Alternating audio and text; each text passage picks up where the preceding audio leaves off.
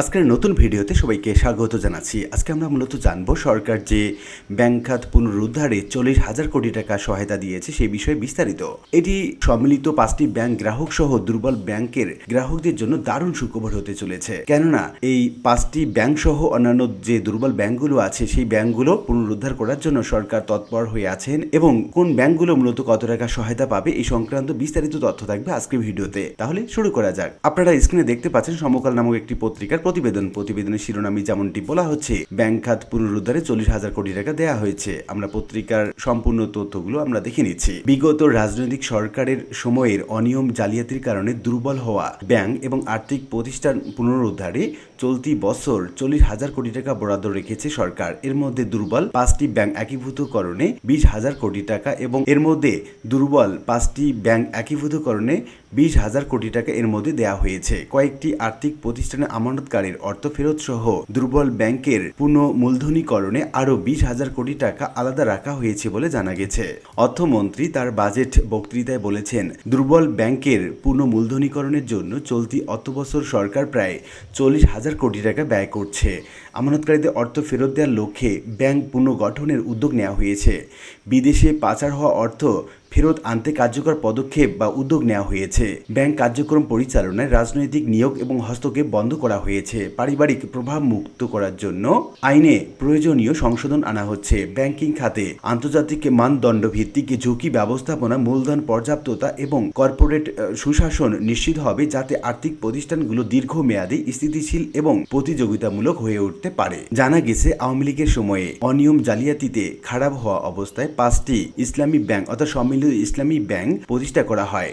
ব্যাংকটিতে এরই মধ্যে 20,000 কোটি টাকা মূলধন যোগান দিয়েছে সরকার। ব্যাংকগুলো হলো এক্সিম ব্যাংক, সোশ্যাল ইসলামী ব্যাংক, ফার্স্ট সিকিউরিটি ইসলামী ব্যাংক, ইউনিয়ন ব্যাংক এবং গ্লোবাল ইসলামী ব্যাংক। ব্যাংকগুলোকে আরও অর্থ দিতে পারে সরকার। এর বাইরে 5টি আর্থিক প্রতিষ্ঠান বন্ধ করে আমানতকারীদের অর্থ ফেরত দেওয়ার সিদ্ধান্ত হয়েছে। অর্থমন্ত্রী জানান, অর্থনীতি পুনরুদ্ধার এবং বিনিয়োগ প্রবাহ সচল রাখতে সরকারের মধ্যমেয়াদী কৌশলে অন্যতম প্রধান অগ্রাধিকার হচ্ছে ব্যাংক এবং আর্থিক খাতে শৃঙ্খলা আনার মাধ্যমে আস্থা পুনঃপ্রতিষ্ঠা করা। এর লক্ষ্যে খেলাপি ঋণ কমানো, ঋণ অনুমোদন এবং পুনঃতফসিল ব্যবস্থায় স্বচ্ছতা নিশ্চিত করা এবং ব্যাংক পরিচালনায় জবাবদিহিতা জোরদার করা হচ্ছে। দুর্বল ব্যাংকগুলো আর্থিক সক্ষমতা পুনর্গঠনের জন্য ঝুঁকি ভিত্তিক তদারকি ব্যবস্থা চালু করা হবে। সংশ্লিষ্টরা জানান, আওয়ামী লীগ সরকার পতনের পর অনিয়ম জালিয়াতিতে সম্পৃক্ত প্রভাবশালী ব্যবসায়ীদের অনেকেই দেশ ত্যাগ করেছেন। নানা নীতি সহায়তার আড়ালে খেলাপি ঋণ লুকিয়ে রাখার সুযোগ বন্ধ করে দেওয়া হয়েছে। এই কারণে খেলাপি ঋণ দ্রুত বেড়ে গত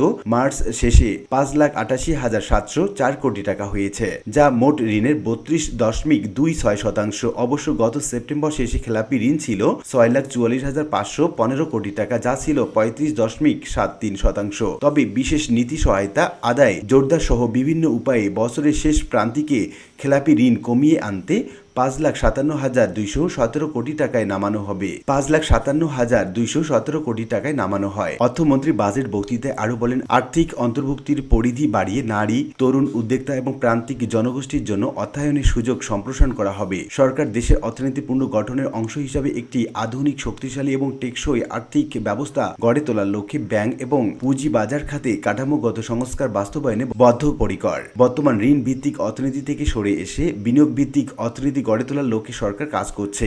দীর্ঘমেয়াদী বিনিয়োগ অর্থায়নের জন্য বন্ড মার্কেট এবং বিকল্প অর্থায়ন ব্যবস্থায় উন্নয়ন করা হবে। ব্যাংক নির্ভর অর্থায়নের উপর চাপ কমানো এর লক্ষ্য। Corporate bond, mutual fund, green bond, সুকুক এবং অন্যান্য দীর্ঘমেয়াদী বিনিয়োগ উপকরণের উন্নয়ন চলমান রাখা হয়েছে। তো উল্লিখিত বিভিন্ন আলোচনা থেকে আমরা এটুকু বলতে পারি যে ব্যাংক খাতকে পুনরুদ্ধার করার জন্য সরকার বদ্ধপরিকর। আর এই কারণে সম্মিলিত 5টি ব্যাংক সহ অন্যান্য যে দুর্বল ব্যাংকগুলো আছে সব ব্যাংকগুলোকে আর্থিকভাবে সহায়তা করা হবে প্রয়োজনে, এবং সেগুলো যাতে ঘুরে দাঁড়াতে পারে এবং ব্যাংক খাত যাতে বিশ্বের বুকে একটি প্রতিযোগিতামূলক বাজার তৈরি করতে পারে সেই লক্ষ্যে কাজ করছে সরকার। এজন্য সকল গ্রাহককে ধৈর্য ধরার আহ্বান জানিয়েছেন অর্থমন্ত্রী সহ সরকার।